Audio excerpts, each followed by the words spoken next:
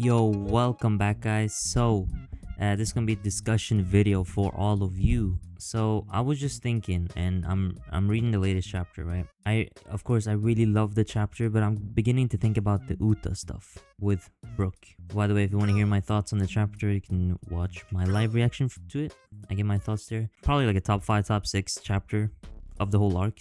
Incredible. But the chapter before, 1173, we got a little bit more of the Brook stuff with Gunko. And it's really interesting. I hope it ends up being a bit different than the Harold situation with Harold being taken over. You know, maybe it's this time that Gunko, who would then be Loki, right, is the one who got taken over and then kills her father. That seems the most plausible, but I hope it's a bit different. But I was thinking, how are we going to get out of this situation? And the normal, like, the answer is Conqueror's Haki, you know? And sure, it could be Conqueror's Haki. It could just be them hitting her really hard and then Imu gets sent away. But I was thinking, how do you have a really beautiful scene with Brooke and Gunko? Now, this is just me speculating. And if this doesn't happen, I'm not gonna be mad or anything like that. I mean, I'm here for the ride, you know? Throughout the whole arc, I had been getting a lot of Uta vibes from this. And so I made this little post on Twitter about this. I'm getting some Uta vibes from Gunko. Uta caused the destruction of Elegia Island inadvertently through the Demon King. Maybe Gunko did the same through Imu. Basically that she got Domirosid, right? I further this by saying I think it's very clear that Gunko is going to be redeemed, but it feels a bit too obvious and straightforward. She has done horrible deeds. However, we know Imu can influence their thoughts, but that might only be the case when Imu so chooses and not all the time. Something to take note of is that, like, again, her terrible deeds, like we see her do this and it doesn't look like she's fully controlled by Imu here. But when I say that we know that Imu can change their thoughts, I'm talking about this right here of Harold saying it's more so that thing is influencing my thoughts. Now, is that all the time or not? We see a panel where Harold is basically speaking to Imu, but it doesn't look like he got influenced before that. So all of the other times, it is just them. Another thing could be that maybe she lost her memories and she basically is a completely new person. I don't think that matters that much. I still think she's going to feel regret.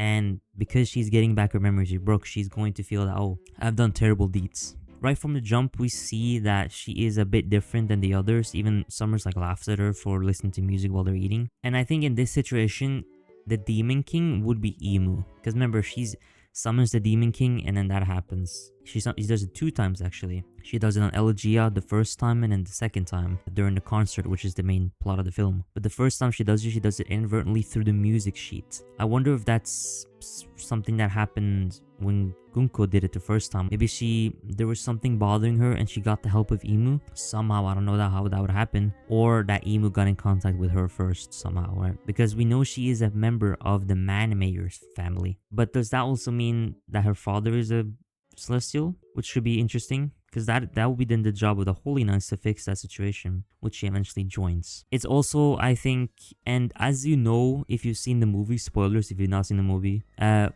the end of the movie, Uta dies. She kind of saves everyone, and then you see all the red-haired pirates around her coffin, sailing away from the Straw Hats and Elgia. So there could be a situation where Gunko sacrifices herself for the crew and Brooke, so that's how we drive Imu away from the island. And as we know, there's a lot of things happening in the Holy Land recently, so maybe if he does get driven away, he's like, damn, okay, let me just now focus on what's happening over here instead of immediately going back to Elbaf. Because we see him do the same thing with Saturn, right?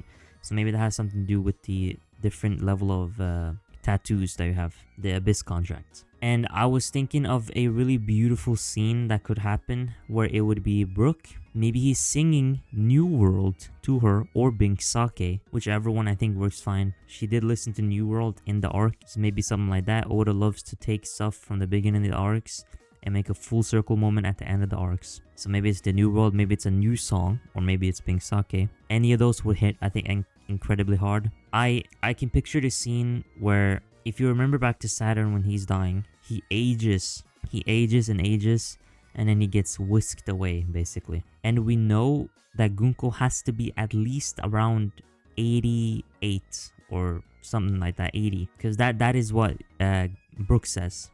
Because that is what Brooke says right here. And so imagine this, Brooke is beginning to sing a song, and by this point, Imu is somehow being driven away. Whether that be through Konkurosaki or whatever, and Brooke is standing there singing his song, and you see Gunko age throughout the years until she is around 80 years old, and she's this very old lady, and then maybe she dies because of old age, and she has a couple of last words to Brooke. All of the crew have someone to return to. Jinbei has Fishman Island, Frankie has Water 7, Brooke has Laboon and Crocus, Robin has Saul here in Elbaf, and that was also why I didn't mind Saul living, because he was the only one who didn't really have anyone after or before the crew got to her. Chopper has Hiruluk and Dalton and all of Drum Island. Sanji has the Bratier and Reiju. Usopp has Kaya and all of Saber Village, and even the Tontaras in a way. Nami has Nojiko and Gen in Kokoyashi Village. And Zoro is very interesting because he has his dojo, but I think there's gonna be more to him later. And so Brook already has someone. But again, if you noticed, I mentioned Reiju when I was talking about Sanji, so it is entirely plausible that Gunko doesn't die here and she continues to live. But I find it very strange how that is going to happen if she has a mark. The Abyss mark makes it so they age, because she clearly doesn't age, because you see her being young when we see her in God Valley. They're basically the same age as she is now. How is that possible then?